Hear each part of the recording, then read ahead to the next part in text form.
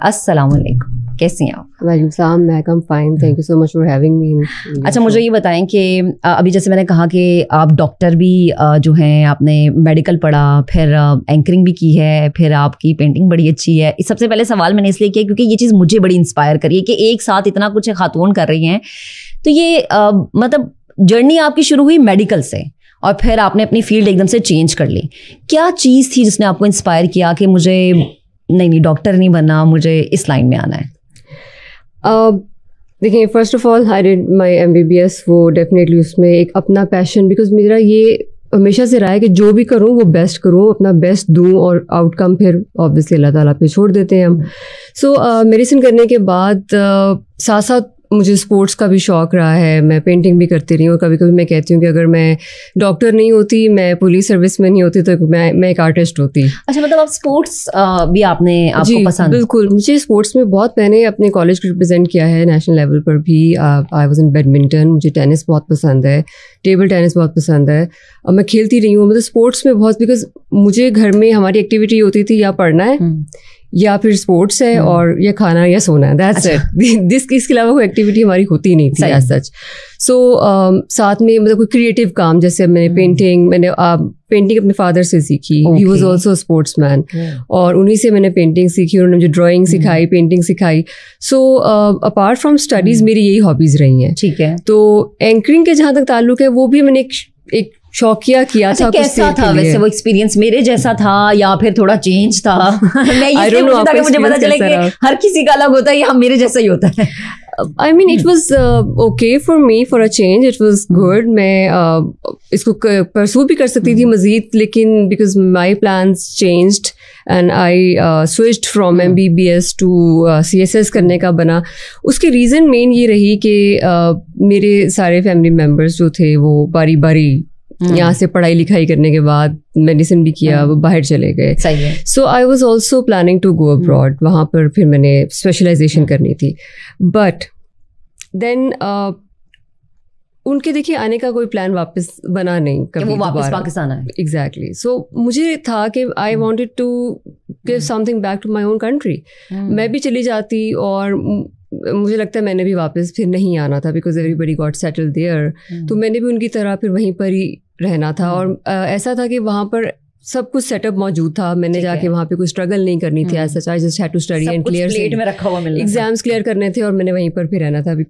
लेकिन my father and my uncle use to say कि पाकिस्तान है तो हम हैं और हमारी पहचान पाकिस्तान है। बिल्कुल। तो बस एक इंसान के अंदर से नहीं एक आवाज़ आती जैसे कि okay I have to do this somehow. अगर मैं मेडिसिन यहाँ पे स्पेशलाइजेशन करने की बजाय अगर मैं इस फोर्सेस में आऊँ, बिकॉज मेरे यूनिफॉर्म जो है हमारी फैमिली में बिल्कुल ही बाहर दूसरा बंदा यूनिफॉर्म में ही है। अच्छा, तो ये यूनिफॉर्म आपको इंस्पायर करता था? बहुत ज़्यादा इंस्पायर करता था। सो अगर जब मैंने CSS का सोचा तब मैंने फिर पुलिस सर्विस का ही सोचा कि मैं फर्स्ट चॉइस रखूँगी ये।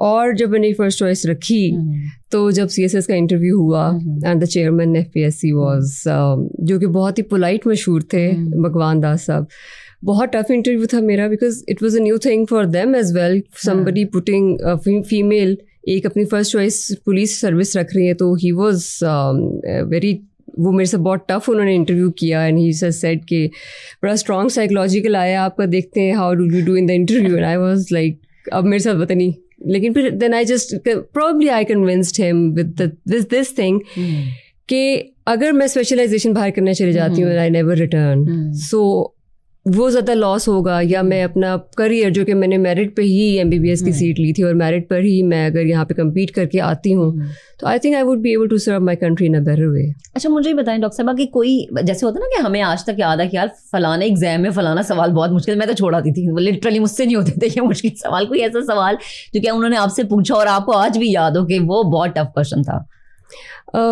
टफ क्वेश्चन सारे ही थे। वो उनका तो एटीट्यूड इतना डिफरेंट हो गया था, बिकॉज हमने यही सुना हुआ था कि वो बहुत पोलाइट हैं, 2-4 सवाल करते हैं। आधा घंटा उन्होंने मुझसे खुद अकेले इंटरव्यू किया था। अच्छा। And then I was flabbergasted, like शुरू के 2 मिनट तो मुझे लगा कि ना वो पता नहीं क्या होगा, लेकिन then I just calm down my nerves and सारा ही टफ था, क्योंकि वो इतना वियर्ड किस्म का, कभी वो उठ के चले जाते थे एंड देन उठ के आके बैठ जाते थे, बड़ा उन्होंने एक टेंस माहौल क्रिएट कर दिया था। शायद वो आपको मेंटली कंफ्यूज करना चाह रहे थे। एग्जैक्टली यही पॉइंट था, लेकिन उस वक्त संभालना अपने नर्व्स को, that was the biggest challenge for me. सही। अच्छा मुझे ये बताएं कि फैमिली का रिस्पांस क्या था जब आपने कहा कि भाई मुझे इस फील्ड में जाना है? Interesting question. फैमिली फर्स्ट तो उनको थोड़ा सा हुआ कि तब ये क्या चॉइस हुई। यूजुअली डीएमजी कस्टम्स यही रखा जाता था, तो जब मैंने ये बताया उनको, जब रीजनिंग की उनके साथ, बिकॉज यू नो पैशन है ना मेरा, मुझे सर्विस में आना था, मुझे यूनिफॉर्म बहुत पसंद था।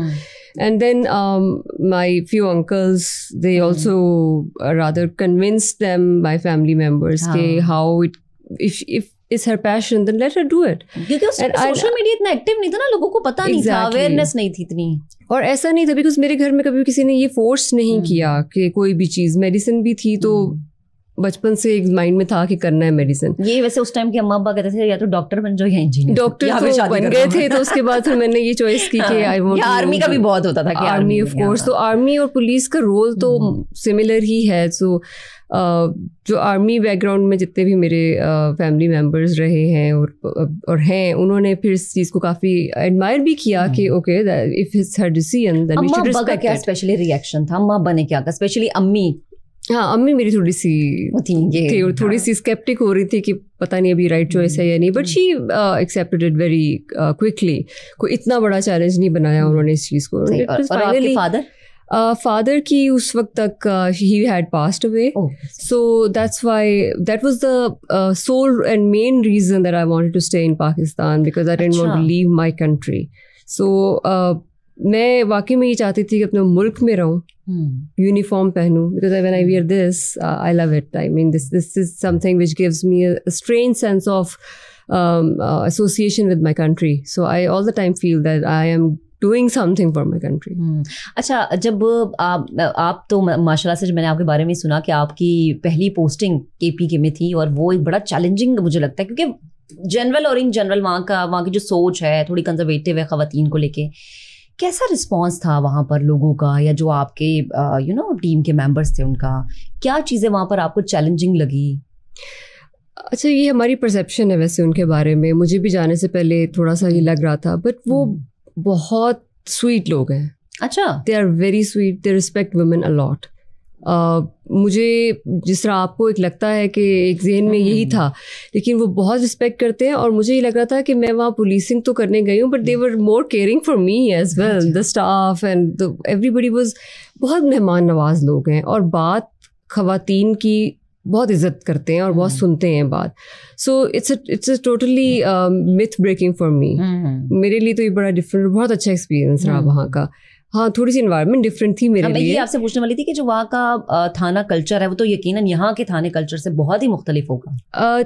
इतना मुख्तलिफ नहीं है, पुलिस रूल तो सब जगह सेम ही है, लेकिन culture, yes, culturally it was different. लेकिन वो लोग बहुत ही मेहमान नवाज, अच्छे, और जो मैंने देखा है कि फीमेल्स की बात की बहुत रिस्पेक्ट करते हैं। और एज ए जनरल भी मैंने यहाँ पे भी, इवन पंजाब कल्चर में भी फीमेल्स की बात की रिस्पेक्ट करते हैं। और people are very smart, they understand कि अगला आपकी बात सुन रहा है, समझ रहा है, और वो लॉजिकल बात कर रहा है या आपको डिसीव कर रहा है। You know, they understand this. अगर एक बूढ़ी अम्मा जी मेरे पास आती हैं तो उनको ये एग्जैक्टली पता होगा कि ये अफसर मेरी बात सुन रही है या मुझे टाल रही है या मेरे साथ क्या कर रही है। So you know, people have this sense, they sense it somehow. और अब ज्यादा अवेयरनेस आ गई लोगों में, चीजें देख के। सोशल मीडिया में बहुत आपको पता कितना एक्टिव है, लेकिन आप देखें इंट्यूटिव होते हैं लोग बहुत ज्यादा। They suddenly get your vibes. वो समझ जाते हैं कि अच्छा ये मेरा बात सुन रहा है, मेरा मसला हल करेगा या नहीं करेगा, या सिर्फ टाल रहा है। They understand you. सही। अच्छा, वैसे पुलिस के बारे में परसेप्शन है कि हम जाते हैं तो वो सुनी नहीं जाती बात, इंतजार बहुत करवाया जाता है, या फिर ये कह दें जी कि FIR दर्ज नहीं होती है। ये एक मैंने सुना है, ये एक परसेप्शन है। ऐसा वाकई है कि लोग जो है वो जो इसकी कंप्लेन करते हैं अब उसमें कुछ चेंजिंग्स आ गई है, कुछ तब्दीली हो गई है? अच्छा देखिए, समटाइम्स हो भी जाता होगा कि कोई ऑफिसर अपने ऑफिस में मौजूद नहीं है, बहुत सारा मैटर्स होते हैं। मैं इन्वेस्टिगेशन में रही हूँ, मुझे कई दफ़ा कोर्ट्स में जाना पड़ता था। पूरा लाहौर होता है, आपके पास 84 थाने हैं, उसमें से कोई ऐसा इशू हो गया जिसमें कोर्ट ने बुला लिया, कभी कोर्ट में जाना पड़ गया, या और बहुत सारी मीटिंग्स होती हैं। समटाइम्स अवेलेबिलिटी का इशू हो सकता है, आई डोंट डिनाई दिस, लेकिन मोस्टली अगर मैं ये कहूँ कि 1787 पे बहुत ज़्यादा अब इस चीज़ पे फोकस किया गया है कि रिस्पांस बहुत क्विकली हो और उसको मॉनिटर किया जाता है। देन इट डिपेंड्स, ऑफिसर पे बहुत डिपेंड करता है। मेरी ये कोशिश होती है कि जब कोई मेरे पास आए अपनी प्रॉब्लम लेके, तो मैं उसको सुनूं, because half of the problem is gone when you listen to that person. आपके पास वो अपनी एग्नी लेके आया है, सी आप उसको सिर्फ सुन लेते हैं ना, जब उसकी आधी बात जब पूरी तसल्ली से सुन लेते हैं, और जब आप उसको समझ आती है कि इसने मेरी बात सुनी है, और एक अब मैं मेडिकल में थोड़ी सी मैं ज़रूर उसका रेफरेंस देना चाहूँगी as a doctor. When you listen to somebody, तो आप उसकी ब्रेन की उस फ्रिक्वेंसी पे चले जाते हैं। व्हेन यू एक हमारा सिस्टम होता है लिम्बिक रेजोनेंस कहते हैं उसको, तो आपको रेजोनेट करता है ब्रेन उसके उस लेवल पे जाके, वो फील करता है कि आप उसकी बात सुन रहे हैं। अच्छा, फिर आप उसके मुताबिक जब बात करते हैं, अगर आपने सुनी नहीं होगी तो आप उसके मुताबिक बात नहीं कर सकेंगे। Then you regulate your talk with that person, और वो चीज उसको रिलैक्स भी करती है। एंड अल्टीमेटली जब आप उसकी बात को सुन के और जब पूरी बात करते हो, जब आप आखिर में वो कहते हैं ना काइंड ऑफ इंस्ट्रक्शंस देते हैं अपने स्टाफ को, तो उसकी खुद ब खुद उसकी मेंटल रीवायरिंग होती है, जिसमें वो समझता है कि ओके मेरा मसला हल हो जाएगा। मतलब आधा वहीं हल हो गया, दिमागी तौर पे तो वहीं पे रिलैक्स हो गया। अच्छा डॉक्टर साहब,